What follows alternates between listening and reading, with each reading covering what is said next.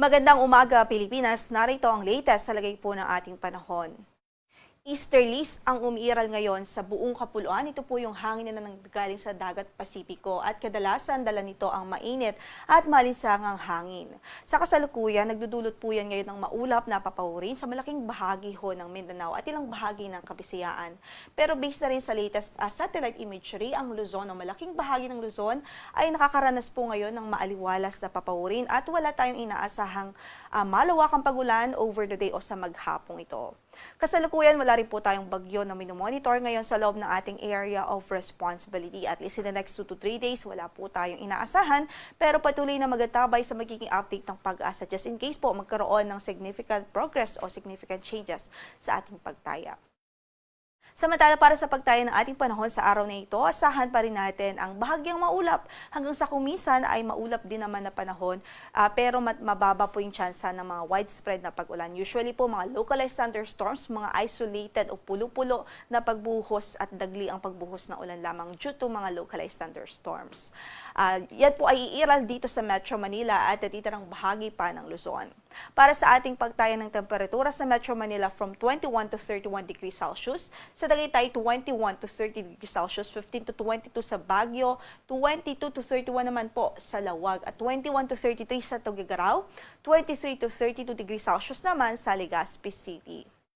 Habang dahil po sa easterlies ay nakakaranas ngayon ng maulap na papawirin at mataas ho na tsansa ng mga pag-ulan over the day o sa maghapong ito, mataas na tsansa ng mga kalat-kalat na pagbuhos ng ulan at maging mga thunderstorms o pagkidlat-pagkulog dito sa Caraga Region, Northern Mindanao, sa Davao Oriental, sa Cotabato, sa Lanao del Sur, maging dito po sa Bohol at Southern Leyte dahil po yan sa epekto ng easterlies. Samantala sa natitirang bahagi ng Kabisayaan at ng Mindanao ay generally bahagyang maulap hanggang sa maulap ang magiging papawirin at kung may mga pagbuhos man ng ulan ay mga panandalian lang at usually po sa hapon at gabi. Samantala sa pagtaya ng ating temperatura sa Tacloban 24 to 32 degrees Celsius, sa Cagayan de Oro 24 to 30 degrees Celsius, sa Davao 24 to 33 degrees Celsius, sa Zamboanga ay 23 to 34 degrees Celsius, 24 to 32 naman sa Puerto Princesa City, 25 to 31 sa Cebu at gayon din sa Iloilo habang 25 to 32 naman po sa Kalayaan Islands.